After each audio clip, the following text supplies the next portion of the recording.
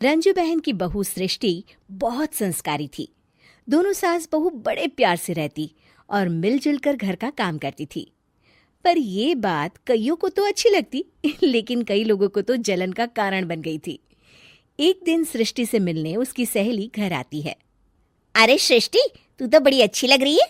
यहाँ तो घर का सारा काम करते करते हालत ही खराब हो जाती है। अपने ऊपर ध्यान देने का वक्त ही नहीं मिलता। तू तो बड़ी किस्मत वाली है। सृष्टि इस बात से हमेशा खुश रहती है कि उसे बहुत अच्छा ससुराल मिला है, लेकिन रंजू बहन की दूर की मौसी एक दिन रहने आती है। अरे तू क्यों सारा दिन घर का काम करती है? बहू को बोला कर घर का काम किया करे। अरे है तो वो भी बेटी की तरह ही ना, और मिलजुल कर काम जल्दी हो जाता है। तू तो बड़ी सीधी है। देख कैसे मटक मटक के सारे घर में घूमती है तेरी बहू। मेरी बहू होती तो इस वक्त मेरा पैर दबाती। क्या ये तेरे पैर दबाती है? पैर तो कभी नहीं दबाए इसने मेरे। ये सुनकर रंजना मौसी समझ जाती है कि उसने अपना काम कर दिया। अब जल्दी सास बहू में जंग होगी। मौसी मुस्कुराती हुई वहां से निकल जाती है। एक दिन रंजना मौसी सृष्टि से कहती है, तुम्हारे कान के झुमके तो बड़े सुंदर लग रहे हैं। जरूर तुम्हारी सास ने दिए होंगे। नहीं नहीं मौसी, मेरी माँ ने दिए हैं। अच्छा, फिर तेरी सास मुझे क्यों कह रही थी कि ये झुमके उसने तुम्हें दिए हैं? उसे झूठ नहीं बोलना चाहिए था।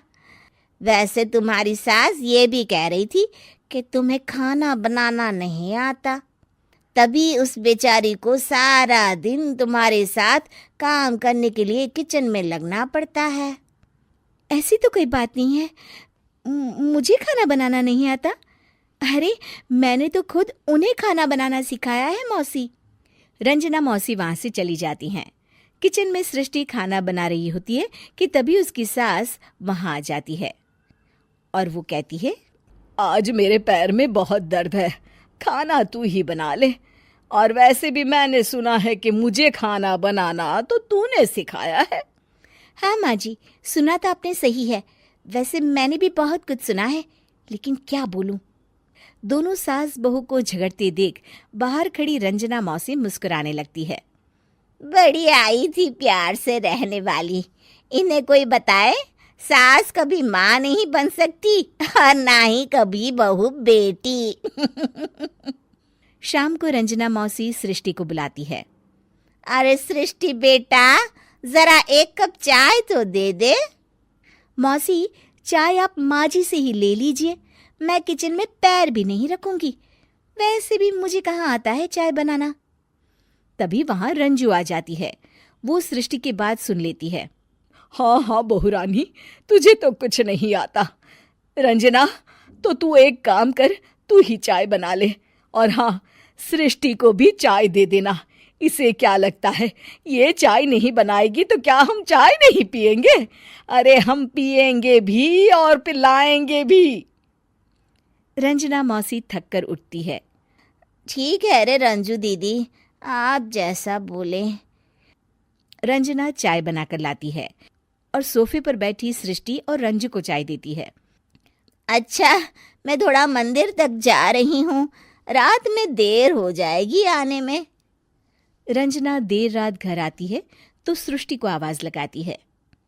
अरे बहू रानी, कुछ खाने को तो दे दे, बहुत जोर से भूख लगी है। मैंने कोई खाना वाना नहीं बनाया मौसी। वैसे भी आपकी बहन तो कहती है ना कि मुझे खाना बनाना आता ही नहीं। हे भगवान, अब यह फिर से ना शुरू हो जाए। तभी वहां रंजू आ जाती है। रंजू, आज खाना तुम ही बना लो, और हाँ, थोड़ा खाना सृष्टि को भी दे देना, ताकि इसे भी पता चले कि हमारे यहाँ खाने का स्वाद क्या होता है। रंजना बेचारी किचन में जाकर पूरे घर का खाना बनाती है। जब वो खाना बनाकर बाहर निकलती है तो सास बहू टेबल पर बैठकर उसका इंतजार कर रही होती हैं।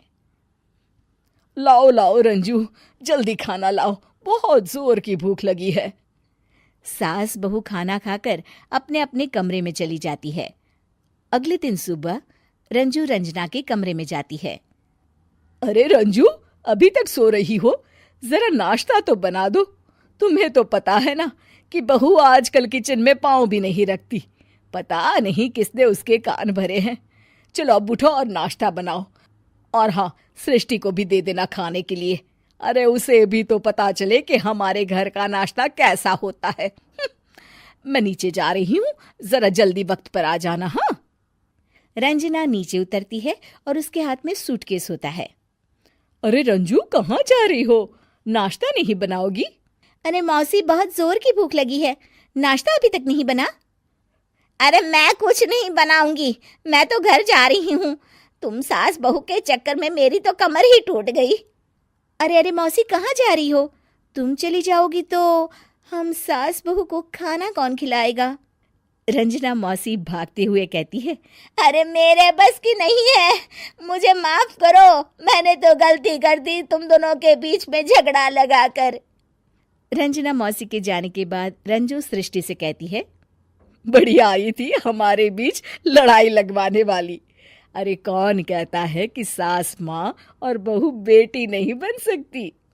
सही कह रही हैं माँ। अगर ऐसे भड़काने वाले लोगों से दूर रहा जाए तो हर सास माँ और हर बहू बेटी बन सकती है।